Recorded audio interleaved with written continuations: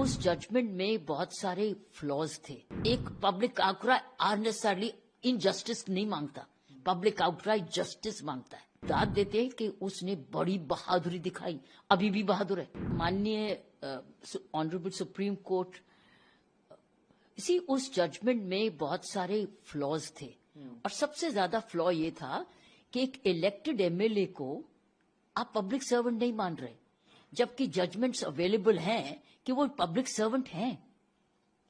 तो एक technical reason पर आपने इतना ग्रूसम क्राइम के बाद टेक्निकल रीजन ढूंढ के उसको छोड़ दिया मतलब उसकी सस्पेंशन, उसकी इम्प्रिजनमेंट को सस्पेंड कर दिया टेक्निकल फ्लॉ पे। और साथ में ये भी ढूंढने की कोशिश की कि नहीं, वो 15 साल कुछ महीने की थी तो बालिग नहीं थी। दो टेक्निकल रीजंस। ये आप भूल गए कि क्रूज क्राइम क्या हुआ, बलात्कार हुआ, और वो भी एक लड़की से जो 16 साल से कम थी। ये तो एडमिट कर रहे हैं कि 15 साल 9 महीने की थी, सो 16 साल से कम थी तो बालिग तो थी। और दूसरा टेक्निकली, क्योंकि कानून में, दूसरे कानून में ये पब्लिक सर्वेंट नहीं है।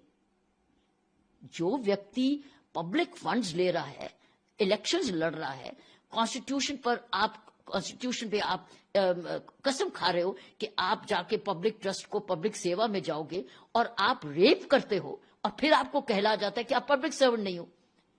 कानून तो ये कह रहा है कि बैंक एम्प्लॉय भी पब्लिक सर्वेंट है। सो इसका मतलब क्या ऑनरेबल उस bench of the high court ने ये देखा नहीं कि ऑलरेडी कानून विजिट कर रहे हैं, कानून जजमेंट्स हैं अवेलेबल।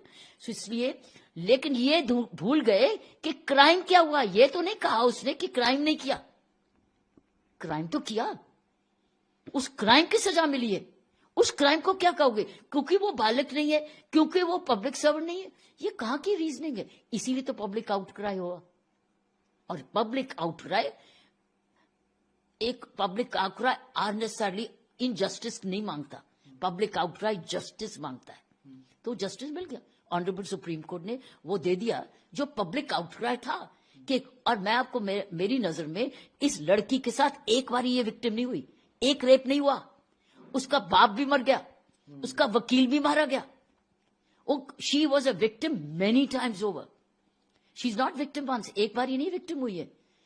जो उसके साथ हुआ वो अलग, बाप के साथ हुआ अलग, उसके वकील के साथ हुआ अलग, और अब चौथी बारी आप उसको सजा दे रहे हो जिसमें कह रहे हो कि नहीं, वो तो पब्लिक सर्वेंट नहीं है और तुम तो बालिग नहीं थी, तो जाओ। इतने ज्यादा। और फिर वो लड़की अमीर नहीं है, वो एक गरीब परिवार की है।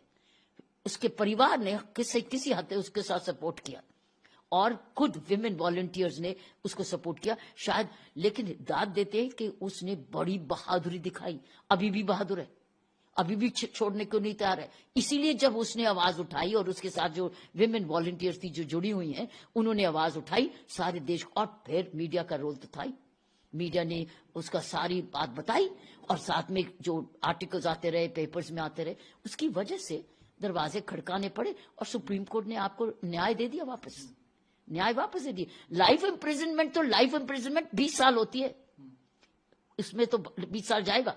उसमें एक फादर की डेथ के मर्डर के लिए तो 20 साल है, लेकिन इसको 6 साल क्यों आपने? तो इसीलिए मैं समझती हूँ सुप्रीम कोर्ट ने वो दिया जो जस्टिस डिमांड कर रहा था, बनता भी था।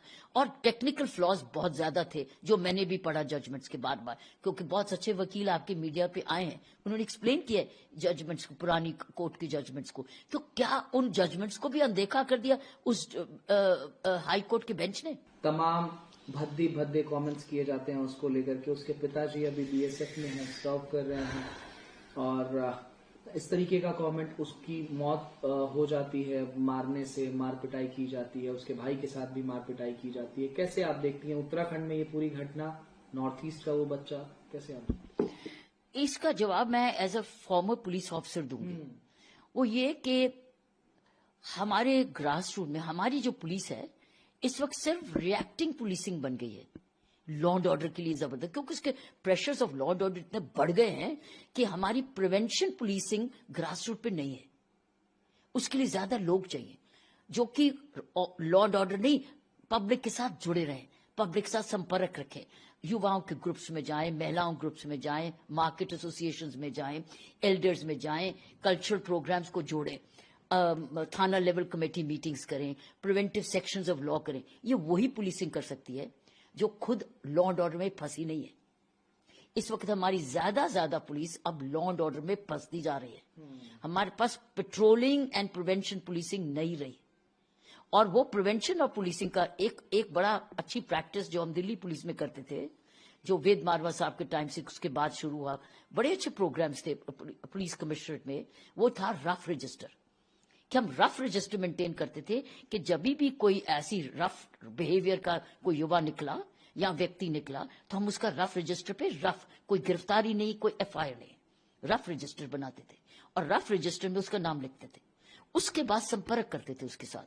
वो हेट स्पीचेस पर इसी हॉस्टिलिटी में ही करते थे, जो कि लॉ कानून को अपने हाथ में लेना। और उसको साथ जब जुड़ते थे तो उसको संभालते थे, सुधारते थे, किस ग्रुप का बन रहा है, कहाँ शुरू हो रहा है, उसके माँ बाप के साथ जोड़ते थे, उसके एल्डर्स के साथ उसको जोड़ते थे ताकि वो सुधर जाए। हम सुधारक पुलिसिंग बनते थे छोटी उम्र से, जहाँ 14 साल का लड़का 15 साल का पत्थर भांग रहा है, ये कर रहा है, छेड़ा लड़कियों को छेड़ रहा है, तो हम लोग ऐसे रफ रजिस्टर बड़ा है। लेकिन रफ रजिस्टर के बाद प्रिवेंटिव सेक्शंस ऑफ लॉ भी होते हैं जिसमें एफआईआर दर्ज नहीं होती है। आप जमानत लेके माँ बाप का और बड़ों का कंट्रोल वापस ला सकते हैं। तो ना माँ बाप का कंट्रोल, ना बड़ों का कंट्रोल, ना आपका रफ रजिस्टर, ना आपके पास प्रिवेंटिव सेक्शंस ऑफ लॉ, तो सीधा ही एफआईआर पे आ रहे हैं ना आप, क्योंकि आपने उन लोगों को बड़ा होने दिया, नजरअंदाज किया, उनको ओवरलुक कर दिया। आप ये सडनली इन लोगों ने, ये बड़े नहीं हुए हेट्स भी अभी, ये बचपन से ही ये गड़बड़ है। ये कोई लॉ एंड ऑर्डर, आपको और मेरे घर का कोई लड़का नहीं जाएगा पत्थर मारने, क्योंकि वो कंट्रोल में है, सभ्य है, शिक्षित है, टीचर्स के डरता है, माँ बाप से डरता है। ये कहाँ, ये निडर हो गए। ये वो यूथ निकल रही है जो निडर हो गई है और बचपन से ही कानून को अपने हाथ में लेने की उसको आदत पड़ी, तो यहां तक पहुंच गई। मैं ये कहूंगी इसको प्रिवेंशन करना बहुत जरूरी है। हमको ज्यादा से ज्यादा patrolling police and preventive police जो कि, और साथ में कल्चरल फेस्टिवल्स, एक कल्चर नॉर्थ ईस्ट का फेस्टिवल, एक वेस्ट का फेस्टिवल, एक सेंट्रल का फेस्टिवल, एक पंजाब का फेस्टिवल, ऐसे फेस्टिवल्स, कल्चरल फेस्टिवल जहां एक दूसरे से मिलते हैं, आप कुछ जानते हैं, समझते हैं। ये प्रिवेंटिव पुलिसिंग बहुत, मैं इसका जवाब एज ए पुलिस ऑफिसर दे रही हूं कि हम लोग कैसे इन युवाओं को, ये नहीं कि हमारे टाइम पे भी युवा ऐसे नहीं थे, लेकिन अब बिगड़ गए, कोई हर्ष नहीं, लेकिन बिगड़ गए ना, बिगड़ने दिया गया ना, काबू में नहीं आए ना। कंट्रोल, कॉलेजेस में भी अगर ये बदतमीजी करते थे तो कंट्रोल में लाया जाता था टीचर्स के थ्रू। Teachers used to exercise control. वो जो कंट्रोल चला गया है उसकी वजह से आज ये हरकतें हो रही हैं, और ये हरकतें नहीं जाएंगी अगर हम beat system, preventive policing, rough registers और पीस प्रोसीडिंग्स को वापस मॉल में लाएं, जहां आपके पास जमानती होते हैं, जमानती और माइनर और एग्जीक्यूटिव मैजिस्ट्रेट की कोर्ट में पेश होते हैं। एग्जीक्यूटिव मैजिस्ट्रेट जिसमें दिल्ली में एग्जीक्यूटिव मैजिस्ट्रेट सीधा क्रिमिनल कोर्ट नहीं, एग्जीक्यूटिव मैजिस्ट्रेट जिसमें डिस्ट्रिक्ट मैजिस्ट्रेट होता है, एसडीएम होते हैं, या अपने असिस्टेंट कमिश्नर पुलिस होते हैं जिनके पास पावर। जब तक हम ये प्रिवेंटिव पुलिसिंग का पूरा माहौल नहीं क्रिएट करेंगे, हम लोग रिएक्टिव पुलिसिंग पर रहेंगे, और आज रिएक्टिव पुलिसिंग हो रही है जिसकी वजह से बढ़ता जा रहा है, नफरत बढ़ती जा रही है। कानून है हेट स्पीचेस के लिए, लेकिन इस नौबत को आने से पहले मैं विश्वास करती हूं कि हमको प्रिवेंटिव पुलिसिंग की तरफ जाना पड़ेगा, जिसमें कम्युनिटी पुलिसिंग है, समुदाय की पुलिसिंग है।